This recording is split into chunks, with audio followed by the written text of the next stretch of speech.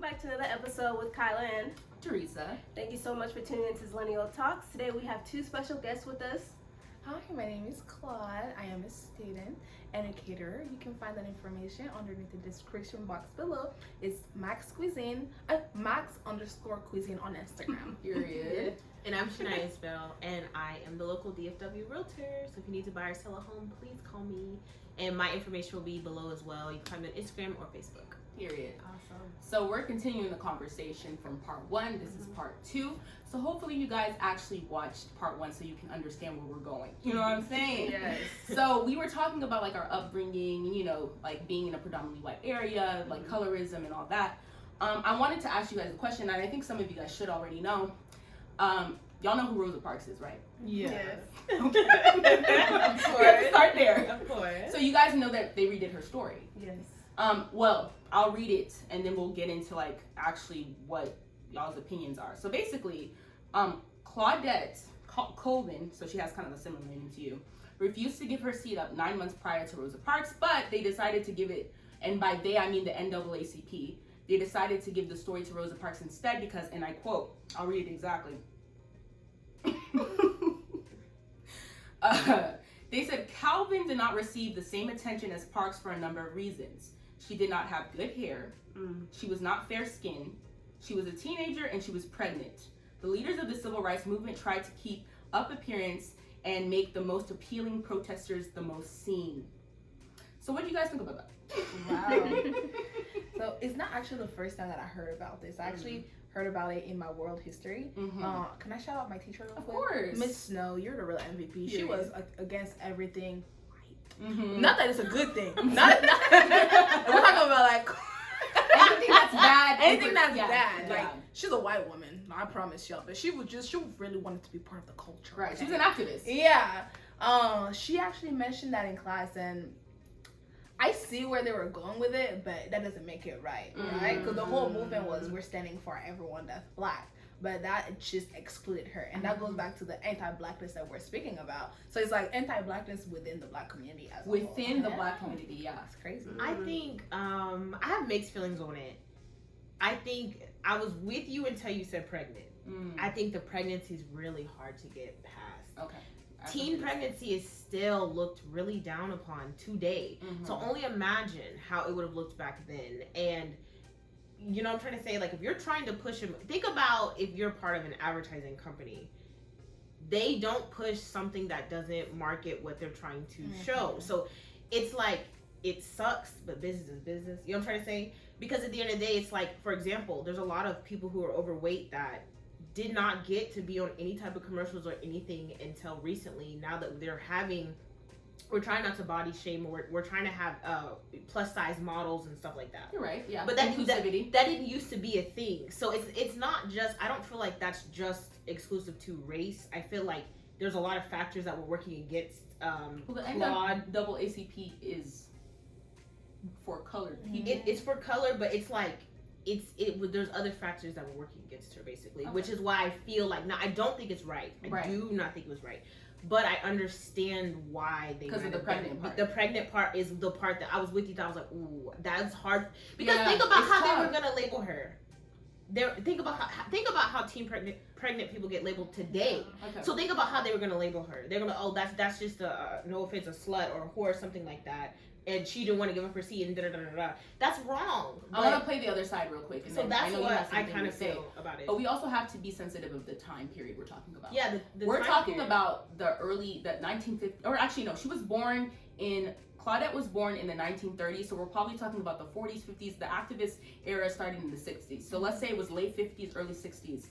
They were having babies that young. That was a normal thing.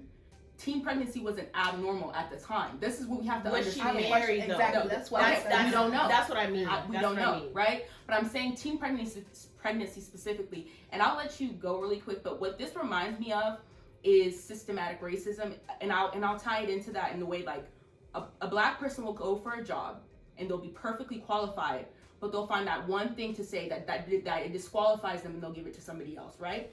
So in my opinion, it wasn't noble of the NAACP. People still found out what happened. She did the exact same thing. They could have put both of them in at the face of activism and said these both women were I agree. pillars of the I agree with movement. But they decided that, you know, we want somebody that looks more appealing to be the face. So the fact that they went based off looks, that's where That's I'm where like, it's okay, messed up. Yeah, that's very. That's where it's That's messed kind of up. where I was gonna piggyback on. Was just the whole because if you guys look up Claudette and Rosa Parks, You'll see. you'll see. One's dark skinned, one looks biracial. I think Rosa Parks was biracial. I believe so. Yeah. I believe she was. Yeah. I'm not 100% sure, but yeah, like No if you look at the if you look at their pictures, you'll see why they did that, and it's crazy because it's like, you know, talking about it, that's usually what they'll do. They're gonna put the person in front of the cameras, in front of whatever, and history books, all of that, who's appealing. They're not gonna give you the real story behind it. The first one, you know what I mean?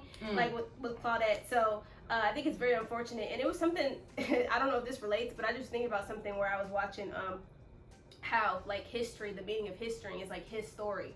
What they'll do, they'll put out certain kind of stories out here to fit the. That's true. Yeah, no. Where I like how you it's broke like, that down. you know, and so I do. you know, when you're in school, you're gonna only hear about Rosa Parks, but then now you hear about like Claudette, and it's like this is the real story here. Right. Like they're gonna create this image, put it out in the forefront in front of us, and that fits, and then we just go and we follow this, and then when we, you know what I mean? So it's like.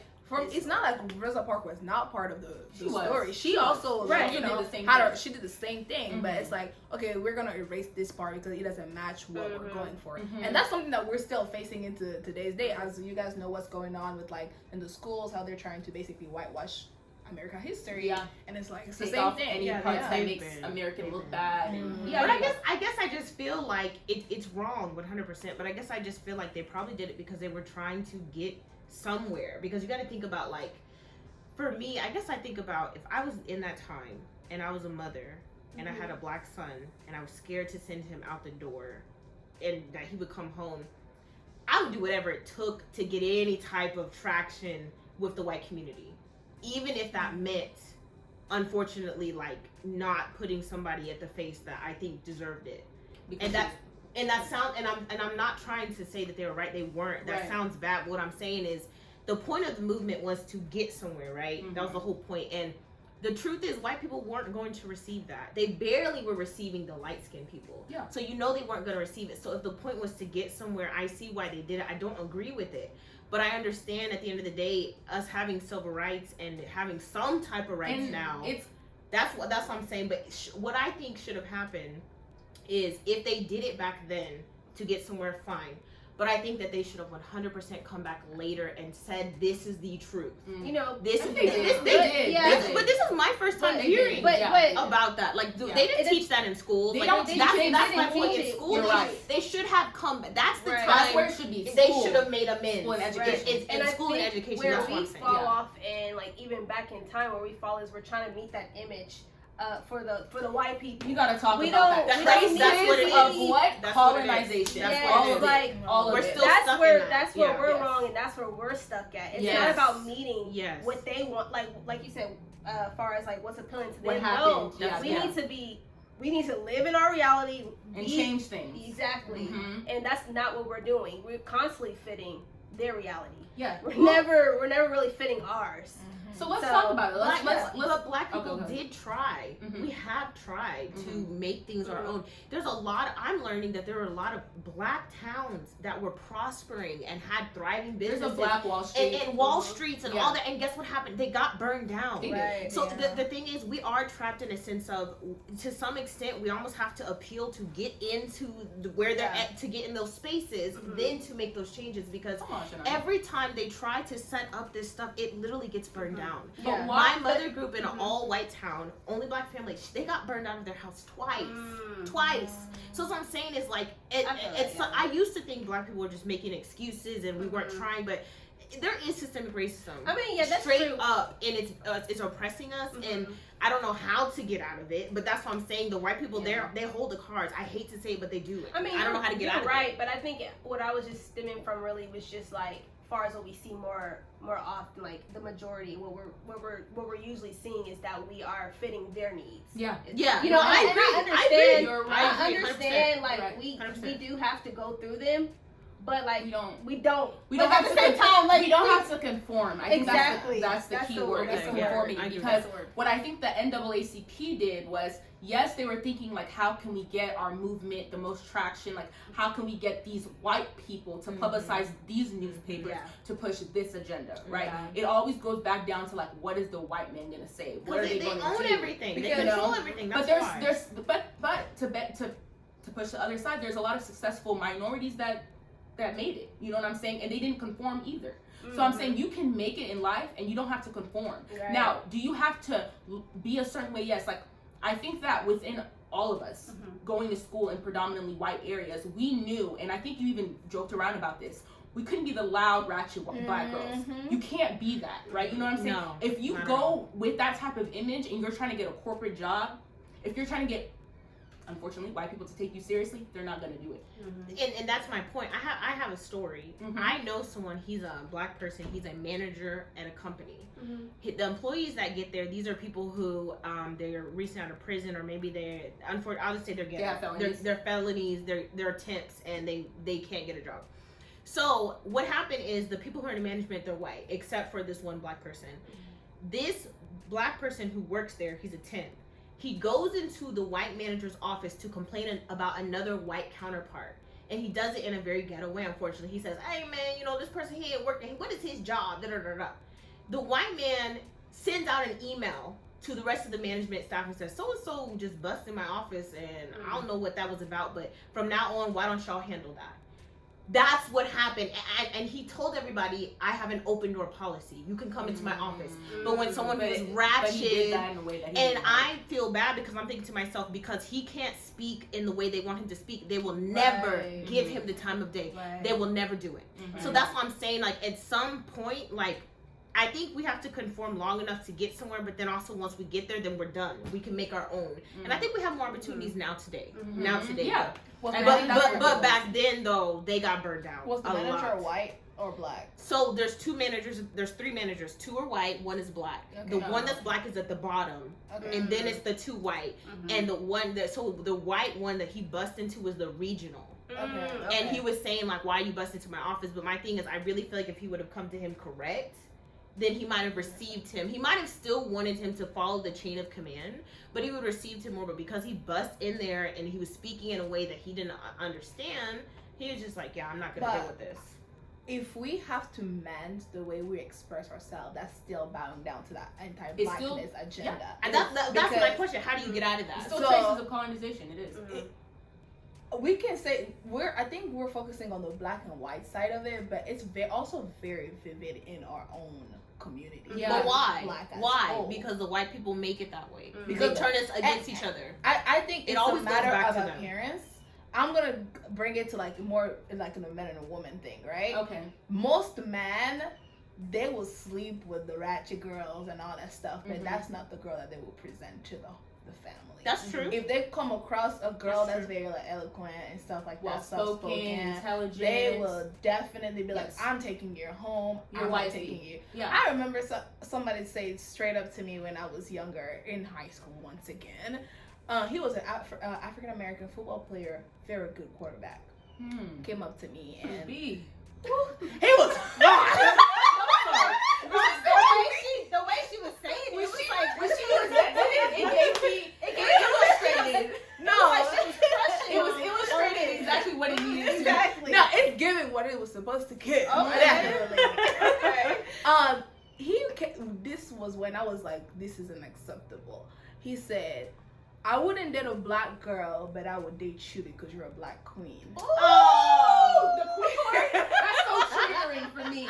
That is so triggering. This brings for something me. up for me that you say And that. I That said, disgusts me. my brother, I am Yeah. from Africa. You were born here. These are your sisters and brother you're Right. talking about Right. like this. Like, I'm like, excuse me, if you can speak You put you about on the them like pedestal that. because you're different. Mhm. You're not like all the other. You're ratchet, but not you. It was so Yeah, crazy. you're not like them. I had to Yeah, kind absolutely of not. mention that really quick.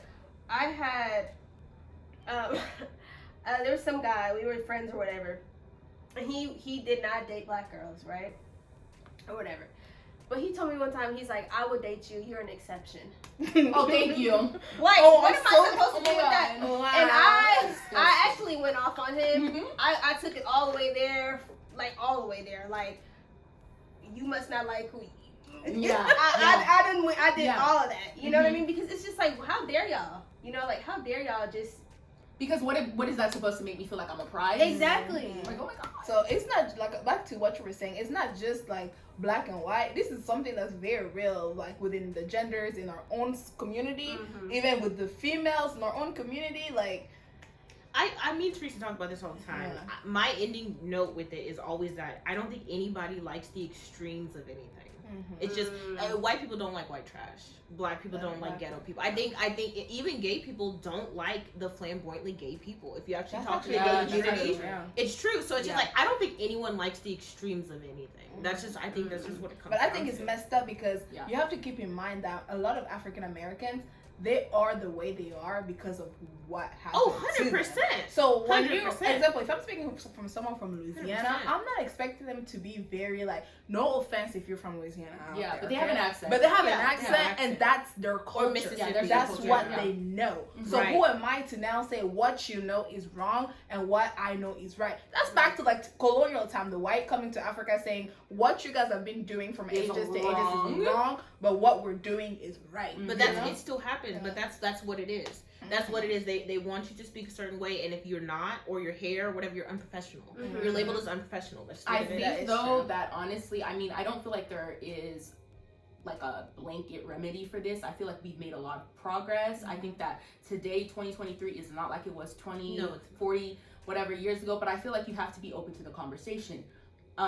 Between Shania and I, we've had very transparent conversations about Yeah. colorism, Yeah. texturism, how Yeah. this affected us, even within our friendship. Like we've Right. talked about this. Mhm. But why is it that we're able to still be even closer than we were a couple of years ago? It was only because we were transparent and we were able to have these conversations. Right. A lot of people are not even willing to like look within themselves and say like, I actually hate my skin, that's why I bleach low key. Mhm. I'm not gonna say it, but I'm bleaching. I'm bleaching. If you're Congolese, we just see the knuckles. It's not matching the face, okay?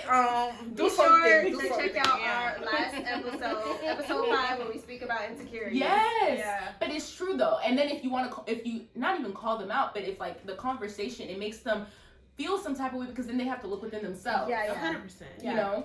That's why I said I feel like the whole light skin, dark skin thing comes from jealousy, and it comes from a place of, unfortunately, white people making it seem like lighter people are better than darker people, and them getting more attention and them getting more passes. So then it's like a jealousy type thing. Right. And then I feel like, because I actually, to prepare for this, I was watching TikToks of people talking about the biracial experience. And I feel like when I hear a lot of dark-skinned women on TikTok come and talk, I feel there's so much anger in their voice, because one thing that I keep hearing them talk about is they really are upset about how anytime these companies are trying to represent black people, they pick the biracial person. Mhm. Which I agree. Yeah. I was watching a show called The Black Girls. I sent it to Yeah, Teresa. she did. The girls on that show, in my opinion, none of them but maybe one looked black. Them girls look Latina, biracial, like, and I'm talking about super like racial ambiguous. superly racially ambiguous. I would never sit there and think that these were the black women. I was very insulted. I was like, this is the best you could have come up with. We have beautiful black women. We have Gabrielle Union. We have people like that who are darker Kiki skinned. Palmer. Kiki Yes. Palmer. Come on. There we go. You know, I love you. Sanaa Yes. Lathan, you know, all them people that are true black women that are beautiful, and it's like, this is what y'all got. Okay. And I also want to add though, because I feel like it's really, really important as a darker skinned woman to say this, that I do still think that someone that looks like you and you is a representative of a black woman. Yeah. Let's Yeah. be clear. Yeah, Yes. for sure. Yeah. Absolutely. And Okay. that's, Yes. I think that's kind of what she was like saying. Yeah. But it's like, you know, especially with that title, the black girl, and then you're looking at girls that are not. Nah. Just imagine little kids who are Confused. confused. Yeah, like, very. Mom, Dad, am I black? Yes. But you don't. But, you know, but this is the They black don't- girl, and they said, and they do that. You see that in like commercials, you see that in ads, you see that on music videos, you see that like everywhere where they're advertising lighter complexion women to be the face of the black girl. I'm lighter and I get tired of it. Yeah. I'm like, can I see a real, Yeah. I want a real Negro But I feel spiritual. like, That's what I it's really want. just because you guys are I don't know. You got Because the- we don't know. I've met, you know, the light-skinned girls that do think they're better because they're Yes, light-skinned, yes. and they rest in that. I They used- relish in that. Transparency. Okay. I used to be one of those people. I was going out you, but you know. I used to.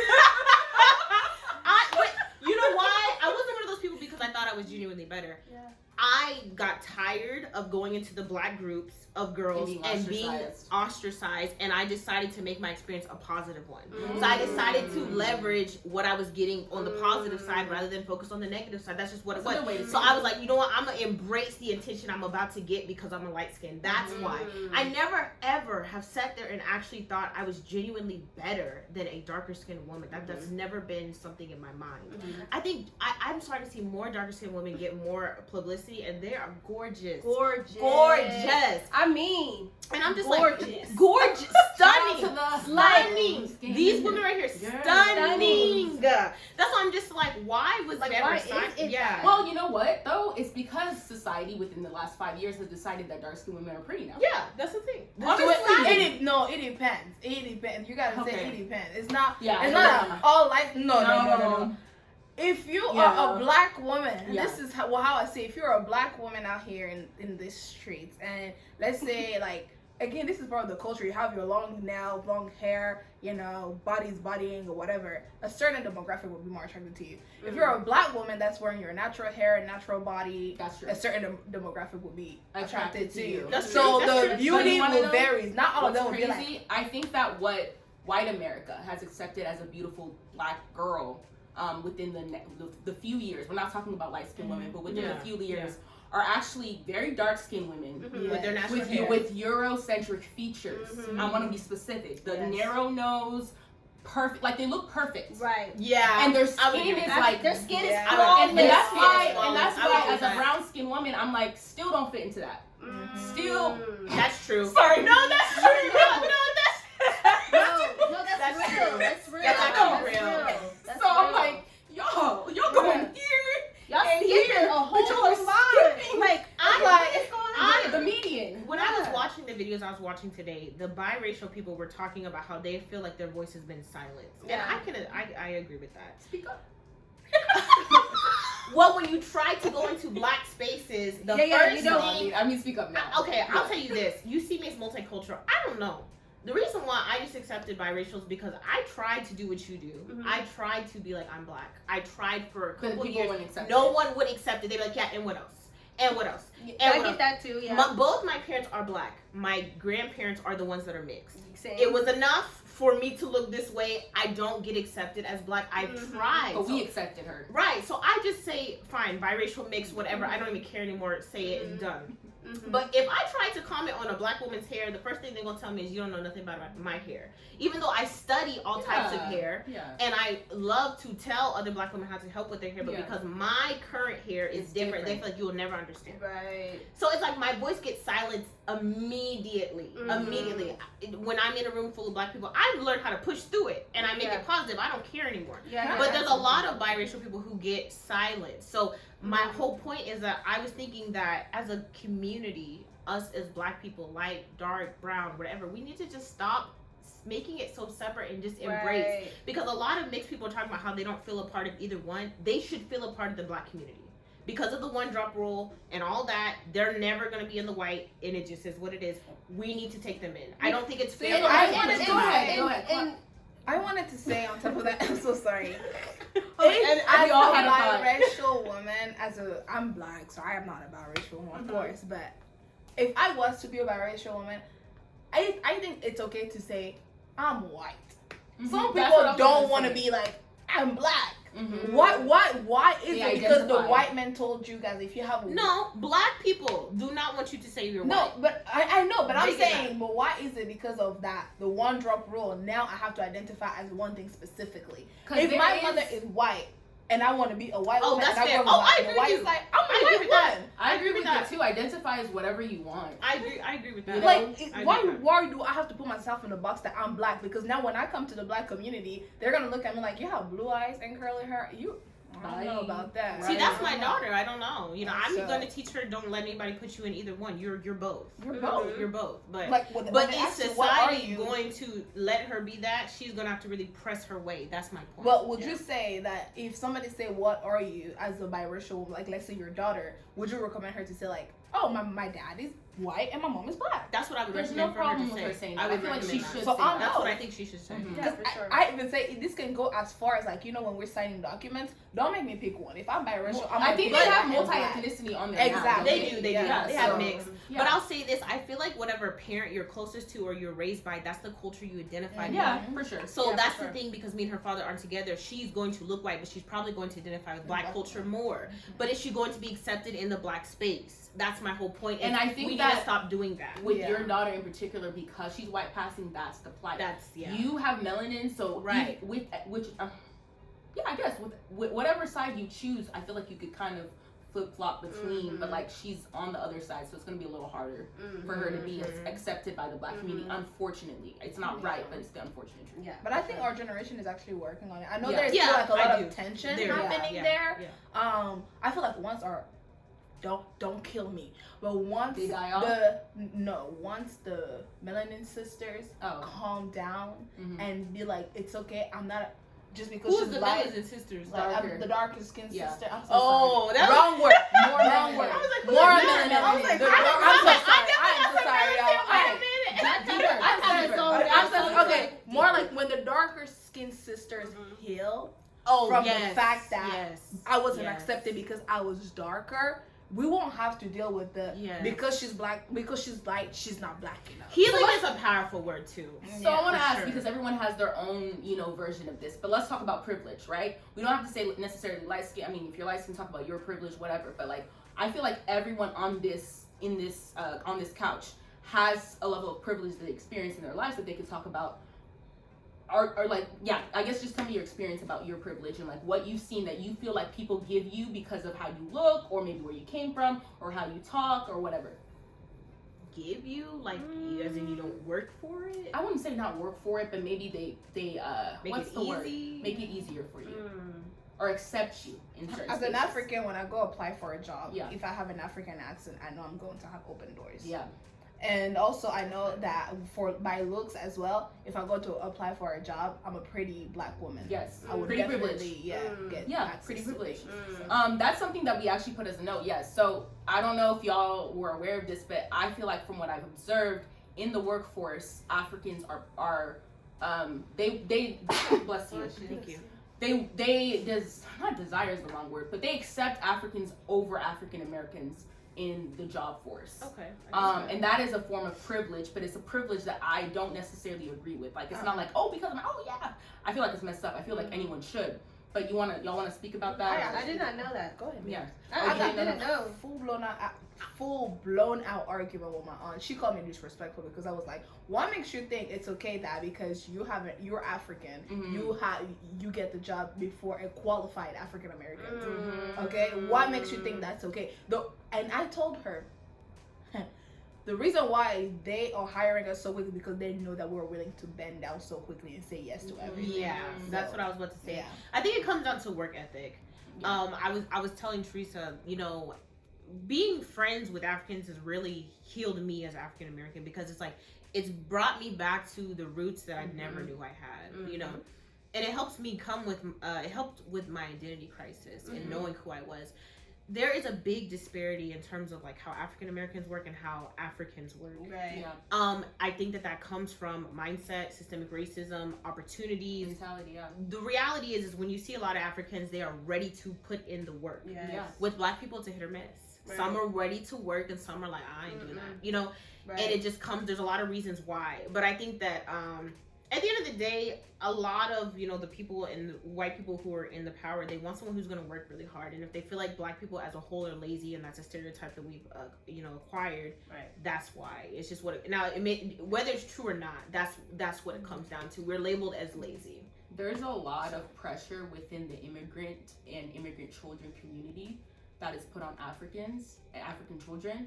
I would say I'm an immigrant child, but I'm also an immigrant who came here when I was 1. So I don't identify myself like with anything that from Congo as far as I am Congolese, but I don't remember that. So I was raised in the States, in Texas, but I still felt that pressure that education is so important. You need to get good grades.